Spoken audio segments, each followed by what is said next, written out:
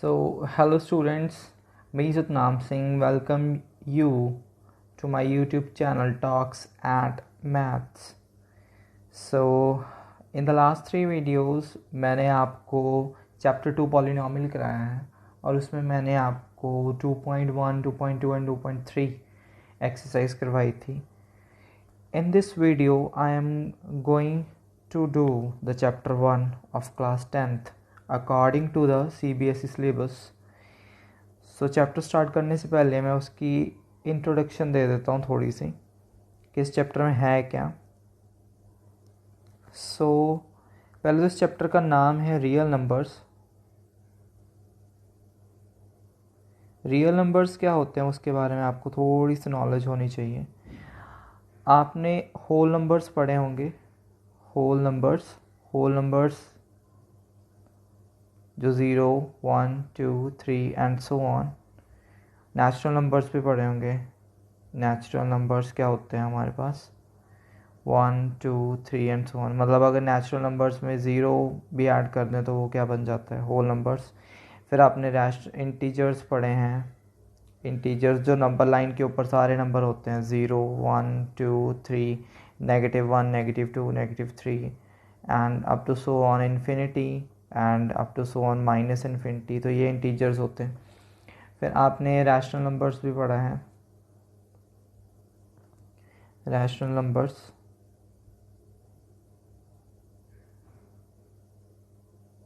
जो P/Q form में होते हैं. ठीक है. Where Q is not equals to 0 like 3/7, 5/7 and so on. ऐसे नंबर्स ये इनको रैशनल नंबर्स बोलते हैं. ठीक है. और इरेशनल नंबर्स भी आपने पढ़ा है 9th क्लास में जिनका अंडर रूट नहीं निकलता. जैसे √5 हो गया, पाई हो गया आपका. ठीक है. और भी कितने हैं लाइक 1.4, 1, 4, 2, 3, 5 एंड सो ऑन. मतलब जिनकी जो डिवाइड है वो रुकती नहीं है, वो इरेशनल नंबर है. तो ये जो सारे नंबर्स ऑल नंबर्स को अगर हम उठा के एक बॉक्स में बंद कर दें तो वो सारे नंबर्स को हम कौन से नंबर्स बोलेंगे रियल नंबर्स. ठीक है. इन सारे नंबर्स को उठाओ और एक मान लो बॉक्स में डाल दो तो वो बॉक्स में जितने भी नंबर्स हैं मतलब आज तक आपने जितने भी नंबर्स किए हैं उन सबको हम क्या बोलते हैं real numbers.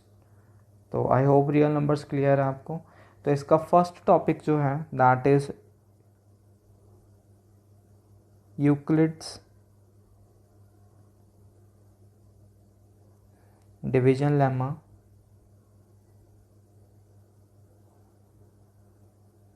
Euclid's division lemma में क्या है ये आपने लोअर क्लासेस में भी किया होगा पहले. मैं पहले आपको एक एग्जांपल देता हूँ फिर आपको अच्छे से क्लियर होगा.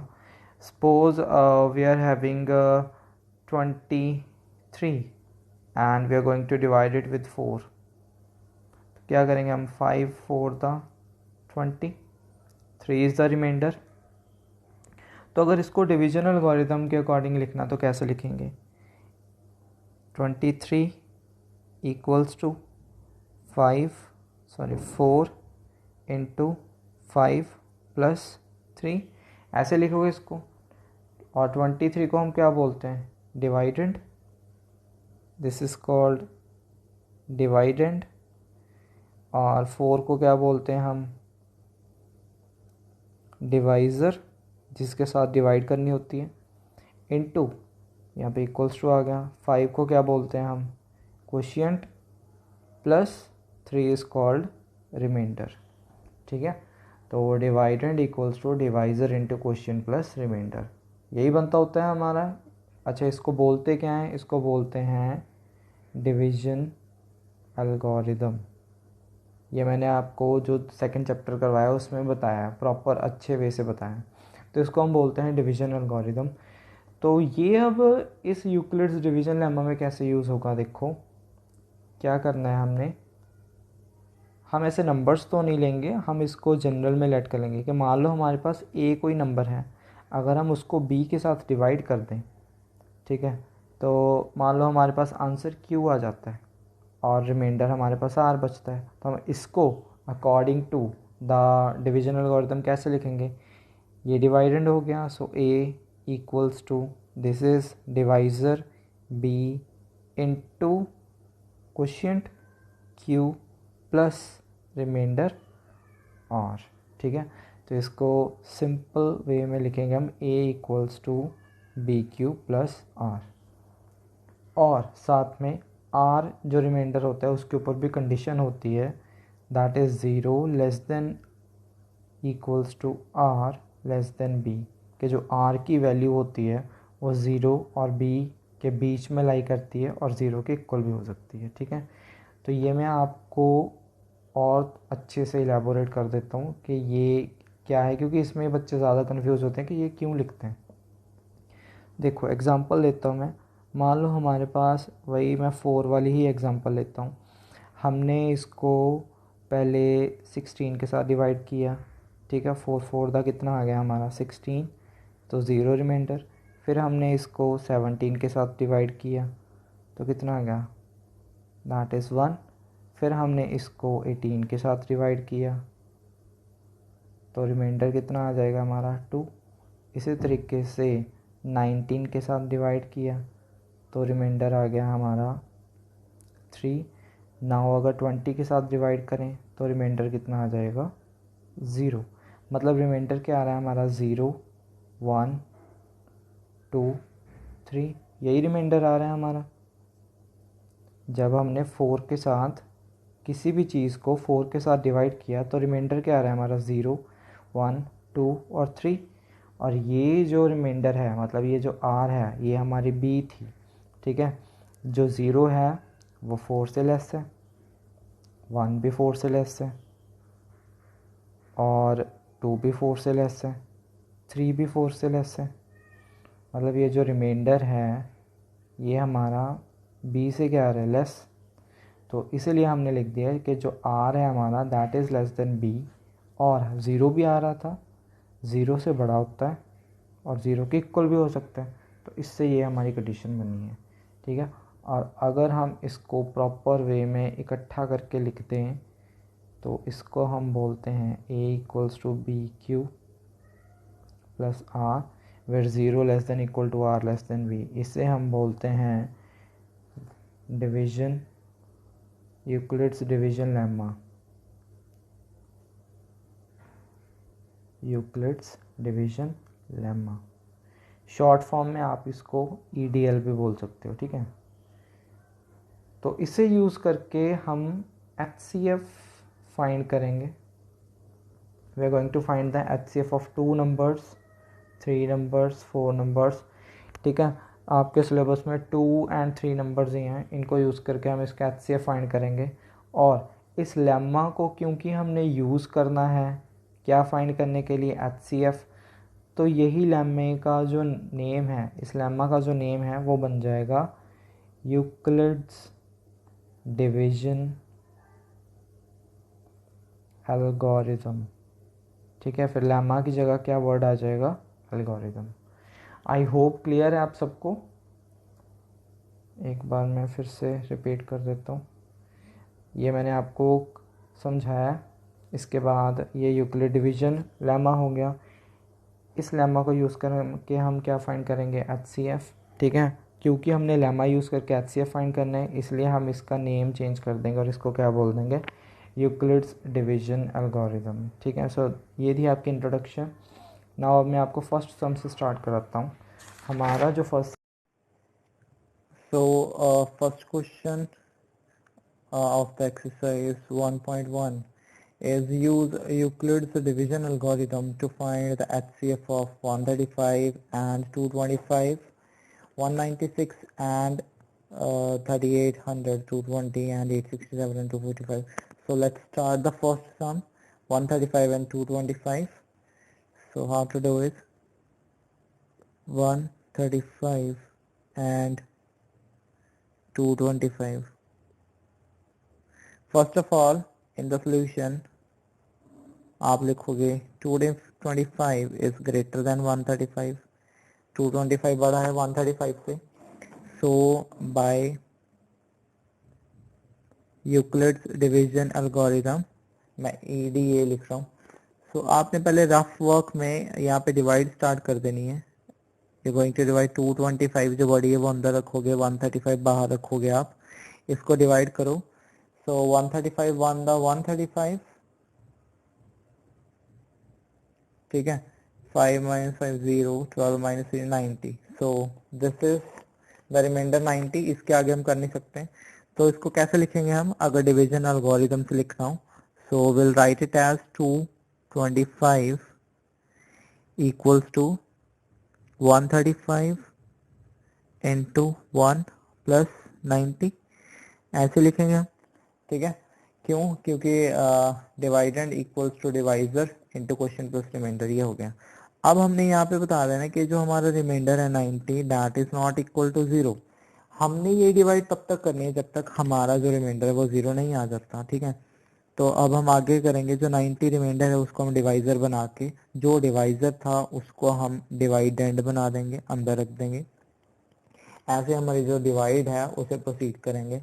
अब इससे ही हमारा नया सम बन गया, देखो अगर इसे भूल जाएं तो this is our new sum, 90 divided by 135, so it will go on 91 the 90, so 45 is the remainder, ठीक है। तो इसे फिर से हम बाय इक्वल डिवीजन एल्गोरिथम कैसे लिखेंगे, 135 इक्वल्स टू 90 इंटू 1 प्लस 45।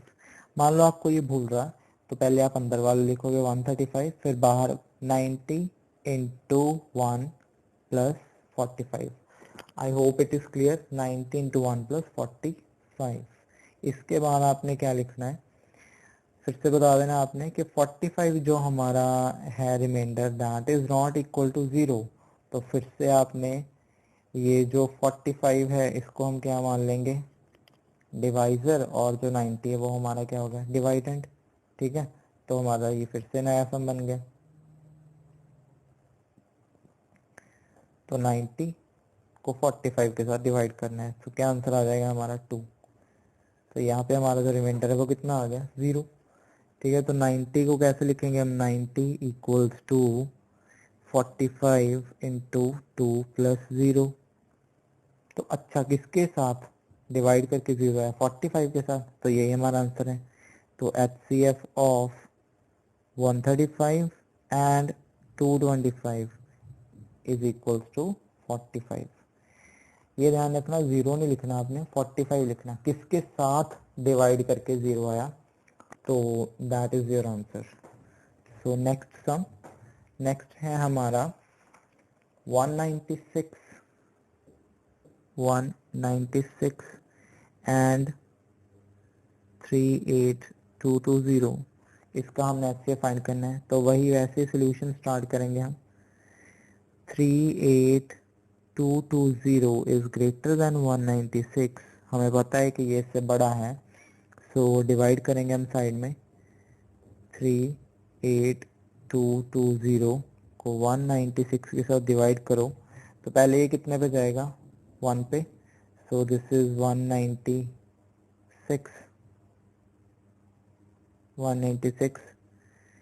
सो 12 में से 6 का 6, यहाँ पे 8 आ गया, यहाँ पे 1 आ गया, ठीक है। फिर आप 196 को उसके 196 इंटू अगर हम 9 ही करते हैं, 9 6 का 54, 81 एंड 5 56, 1764, ये 9 पे गया हमारा, 1764। तो अब 12 में से 4 गए, 8 0, और यहाँ पे हमारा 9 आ गया, तो 980 आना चाहिए हमारा। अब देखो 196 को किसके साथ डिवाइड करोगे, सो 1 मल्टीप्लाई, सॉरी 196 इंटू 5, 8 9, तो ये 5 पे चला गया। और यहाँ पे हमारा पहले स्टेप में ही पूरा पूरा डिवाइड हो गया, क्या आंसर आ गया हमारा, 0, ठीक है।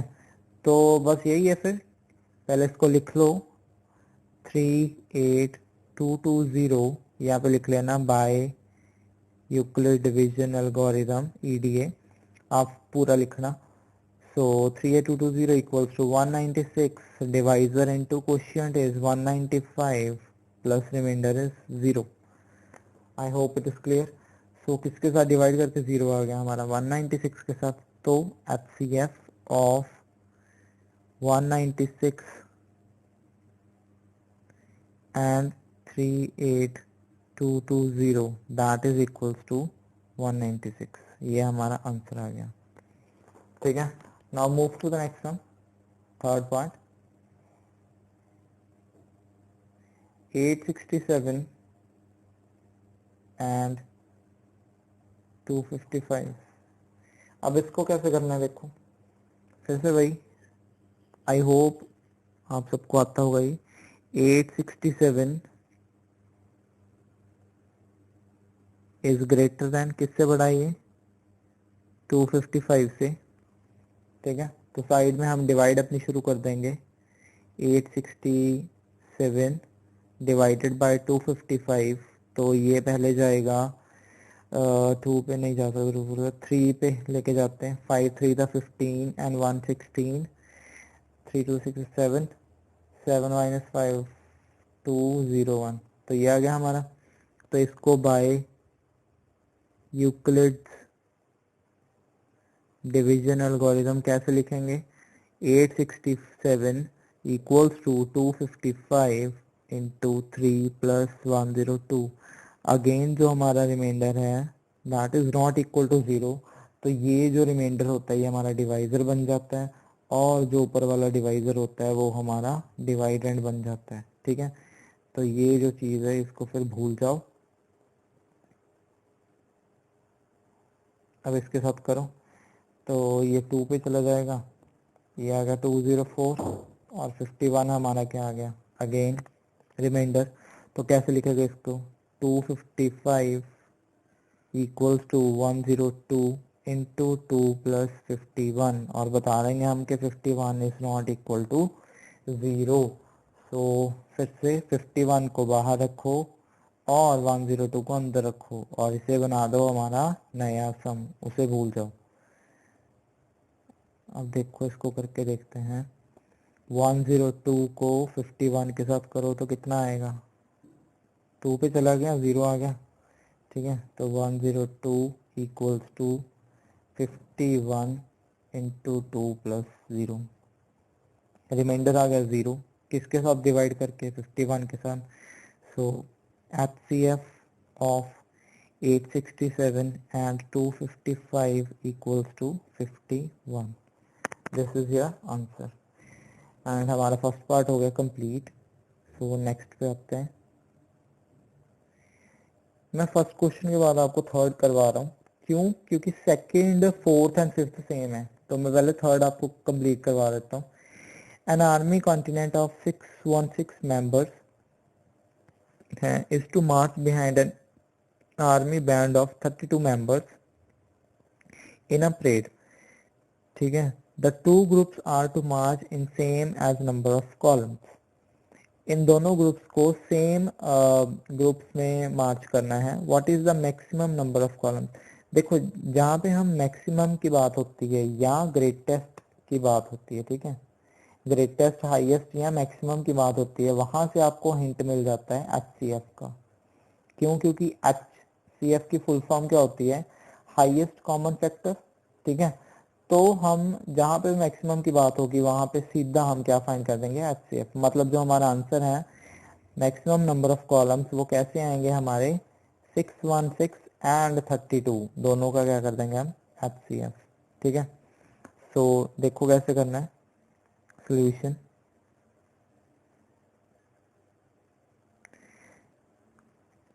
मैक्सिमम पहले आप बता दोगे कि जो मैक्सिमम